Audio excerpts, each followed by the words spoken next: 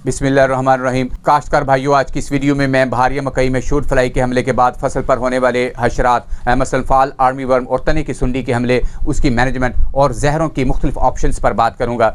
इन दोनों सुंडियों का तदारुक एक ही तरीके से होता है। गो के बहारिया मौसम में फाल आर्मी वर्म का हमला मौसमी फसल की निस्बत कम होता है, लेकिन अगर आपको कहीं पर सुंडी के पत्तों को खाने की अलामत नजर आए तो इसका मतलब है कि फाल आर्मी वर्म का हमला हो चुका है। इस सुंडी को तब तक कंट्रोल करना आसान है जब तक इसका साइज आधे इंच से छोटा हो। अगर ये साइज में आधे इंच से बड़ी हो जाएं तो फिर जहरें भी ज़्यादा मौसर नहीं रहती। फाल आर्मी वर्म से बचाव के लिए हशरात कुछ जहरों का इस्तेमाल पौधे के मरला बढ़ोतरी पर होता है। अगर फसल पर सुंडी का हमला है लेकिन पौधा अभी 6-7 पत्ता मरला से छोटा है, यानी कि पौधे का कद ज़्यादा नहीं है और उसका जो पत्तों का घेरा होता है वो भी अभी इस काबिल नहीं हुआ कि इसमें दानेदार जहर डाली जा सके, तो इस पर स्प्रे करना बेहतर है।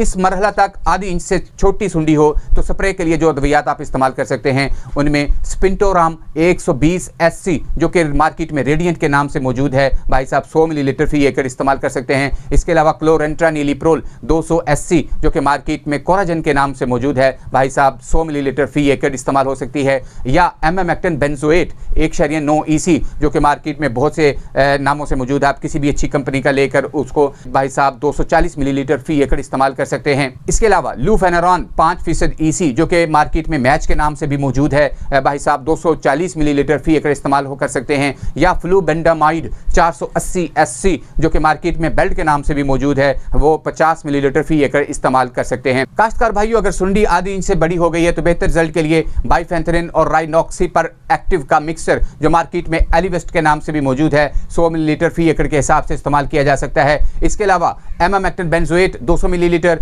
और लूफेनरॉन 200 मिलीलीटर उसका टैंक मिक्सर करके फी एकड़ भी इस्तेमाल किया जा सकता है। इसके अलावा टेट्रानिलीप्रोल 200 SC जो कि मार्केट में वाइगो के नाम से भी मौजूद है, भाई साहब 100 मिलीलीटर फी एकड़ के हिसाब से स्प्रे किया जा सकता है। अगर सुंडी के हमले के वक्त पौधे बड़े हो चुके हैं, यानी पौधों पर पत्तों का घेरा इतना बड़ा हो चुका है कि इसमें दानेदार जहर आसानी से डाली जा सके, तो तरजीहन दानेदार जहर का इस्तेमाल करना चाहिए। उसकी वजह यह है कि कोम्पल पौधे का सबसे नाजुक हिस्सा होता है। सुंडियाँ इसी जगह को फोकियत देती हैं और ज़्यादा रगबत से खाती हैं और यहीं पर सुंडियों की तादाद सबसे ज़्यादा होती है।